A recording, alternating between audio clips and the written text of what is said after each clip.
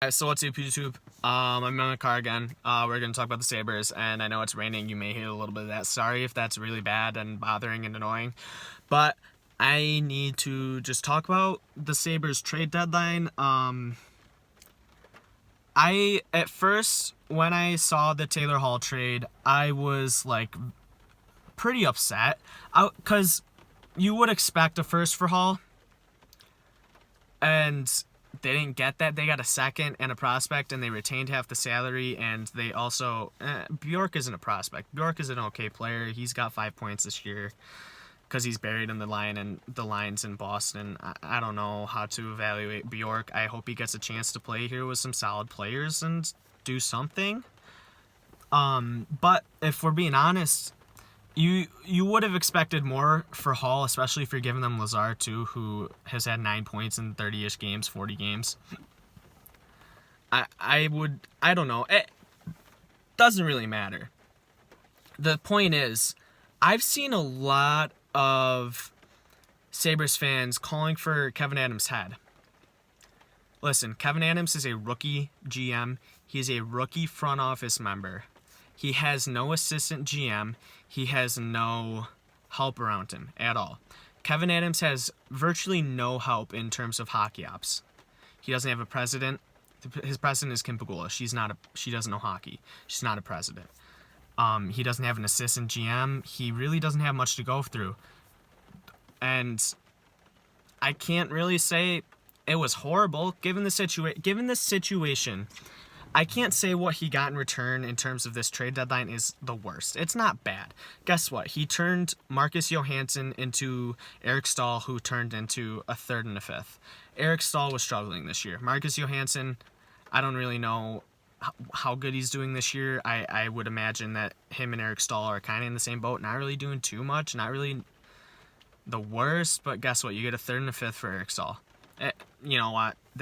You signed Johansson last year in free agency. You trade Johansson for a third and a fifth, pretty much. You signed Taylor Hall in the offseason. Guess what? You trade him for... It would have been different if Buffalo had traded for Taylor Hall and had given up a first-round pick and prospects.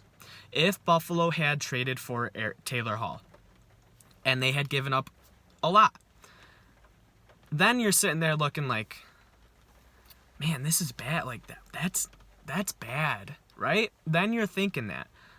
But they signed him in free agency. They got a free, pretty much for 30 games of Taylor Hall. To see if it works out, they got a free... Because what else were they...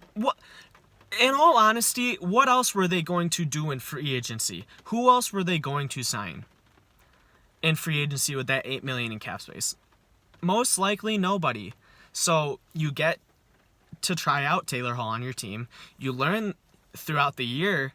Maybe a good thing that this whole situation in this season happened, because given what I saw with Ralph Krueger, if Buffalo would have been decent this year, but like you would have seen a bunch of underlying numbers and all this stuff, that would have just been like, yeah, no, Ralph Krueger's not a good coach, and he probably wouldn't have been fired anyways.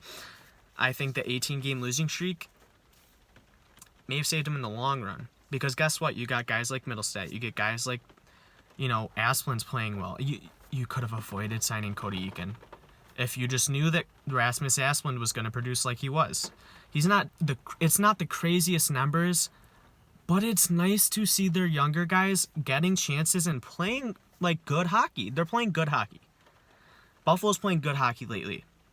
So it's almost a good thing Ralph Krueger got fired, and they kind of went on an 18-game losing streak. Yeah, you wanted them to make a step this year, but it wasn't the case. They're playing in the toughest division. Jack Eichel was never healthy. Jake McCabe got injured. Will Borgen, who was playing pretty good for them, got injured too. Linus Ullmark was injured for a month and a half. Guess what? Linus Ullmark comes back and he's putting up like ridiculous, absurd numbers that are like, oh, he could be a Vezina candidate, because guess what he's done compared to all the other goalies that Buffalo's had this year.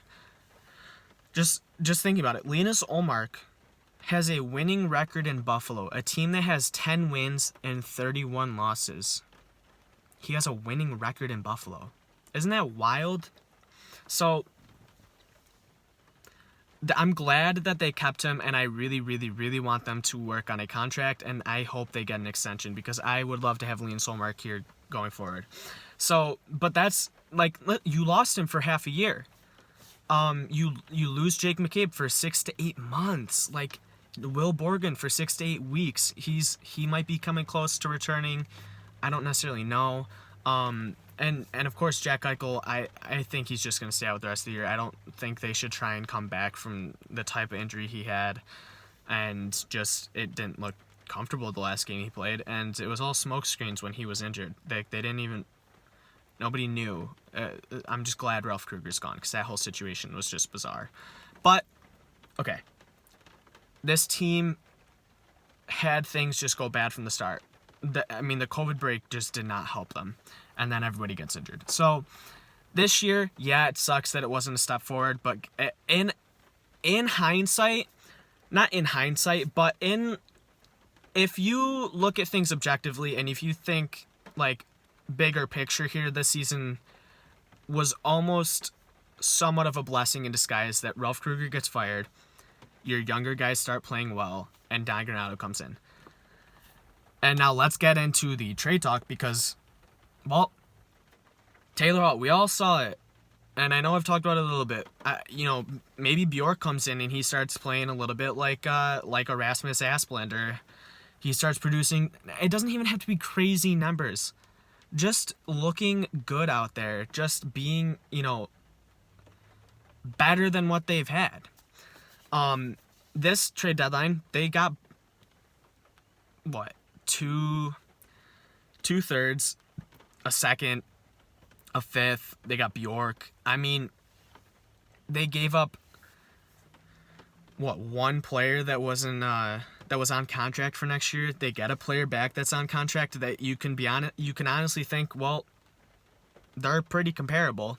Eric Stahl wasn't coming back. You get a third and a fifth for Marcus Johansson, pretty much a free agent.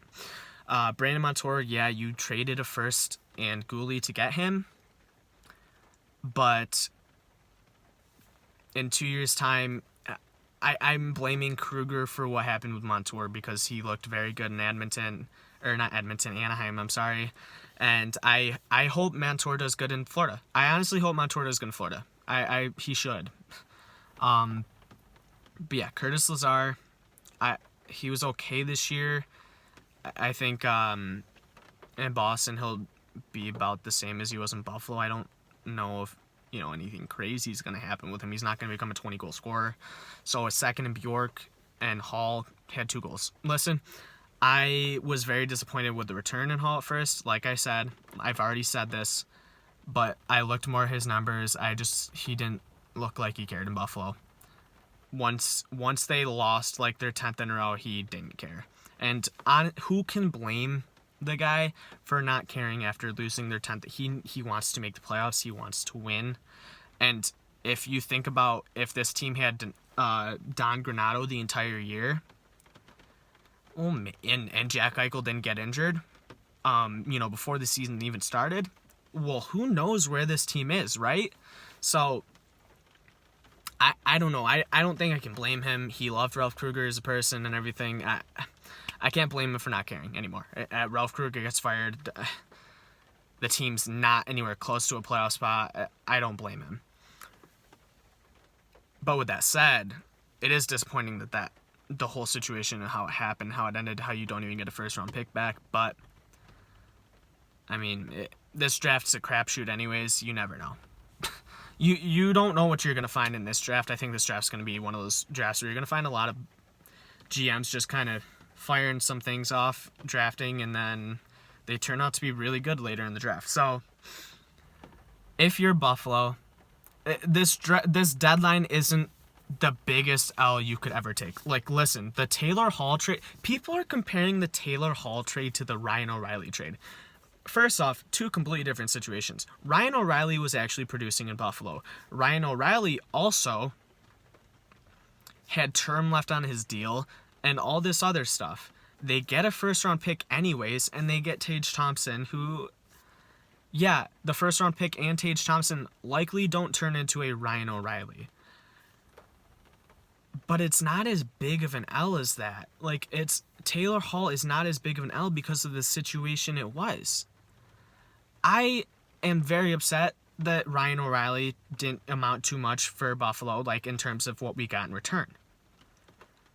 But you can't act like Taylor Hall and Ryan O'Reilly were the same situation for Buffalo. He had a no-movement clause.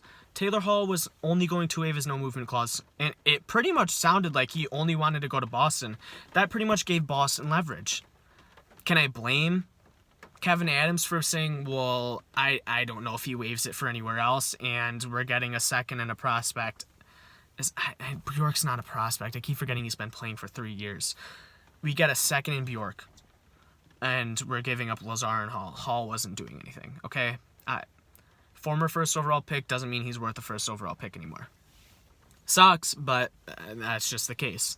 And they got what they got for Hall. Listen, if you're a Sabres fan and you're ripping Adams, like I said earlier, he's a first-time GM with no assistants, no president of hockey ops, there's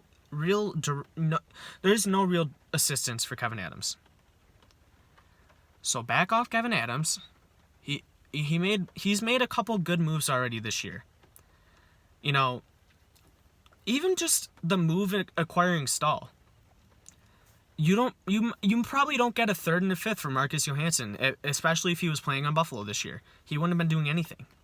So you probably don't get a third and a fifth. You know, drafting Jack Quinn might look questionable, but guess what? He could turn into a solid player. He came into that draft really with not much. Obviously, the signing of Cody Eakin, not the greatest, but listen, the Toby Reeder signing has been okay.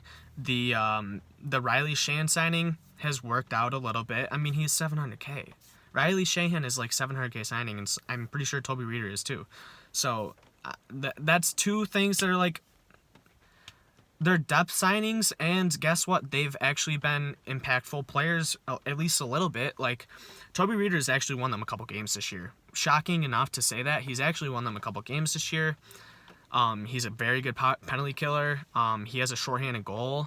So, and Sheehan, listen, they're depth players.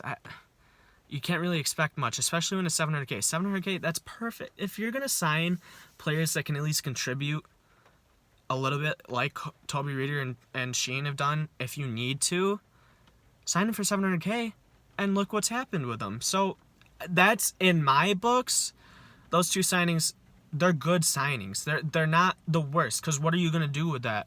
You don't really have... they didn't have many guys in the minors that were going to be able to come up and contribute anyways. Like, yes, you have Asplund, but what forwards in the minors anymore, at least now, can even come up and play and produce? I can't think of many young guys that I want to see in the lineup that are still in the minors. Roots line finally gets called up and he scores. Dylan Cousins got the assist on that. Perfect. Asplund's been playing well, and he's already in the NHL now. Wish it was a little sooner. I wish Middlestat was up for the entire year, but guess what? Middlestat is blossoming in front of our eyes into a player that I think we all thought we were getting when we drafted him 8th overall, and after the 2018 World Juniors, I think we all thought, man, this kid might be good. And well, now look what he's doing. He's good. So, listen, just take everything from this deadline, and you just got to look at it not just sheerly, player names. You just have to look at it objectively. Like, you have to look at the situations. You have to look at everything. The situation. The whole, was Hall even going to accept a trade anywhere but Boston? Because he very well could have said, no, I don't want to go to Florida. Florida was in on him. He very well could have said, nah, I don't really think I want to go to, I don't even know what other teams were in on him. The Islanders, he probably would have wanted to, because the Islanders are in a spot to make the playoffs, and they might be able to use a player like Hall. He's fast. He's going to have, Trotz as his coach, so who knows what Barry Trotz does with Taylor Hall, and maybe he gets him to be like, yo, either you don't play, which would be a waste in whatever they traded for him, or you're going to play, because guess what? Barry Trotz gets the best out of his players, and the players seem to genuinely enjoy playing for him. So I think Taylor Hall would have been fine there too. I think there's a few places he would have accepted. Toronto, obviously, as well. But he pretty much forced their hands, and you can't be mad with what they got in return. There's a lot of people comparing everything, like every other trade, and I was one of them. I compared the Palmieri and Sajak stuff, and I compared Nick Foligno, and I compared David Savard. They all got first, yes. That's a little it's a little frustrating seeing what every other team got for those 4 guys, but I mean, it was said all along Taylor Hall wasn't getting a first, and not many teams wanted to give up first for a pure rental that was going to cost $4 million a year. They couldn't get a third team in on the deal. They couldn't bring it to even just $2 million. It is what it is, boys. I really don't know what else to say. It's been good, YouTube. I got more Sabres topics to talk about. I'm always able to talk about Sabres, and just what's upcoming the rest of the year and what I'm looking forward to the rest of the year. So, yeah. Peace, and we'll see you later, YouTube.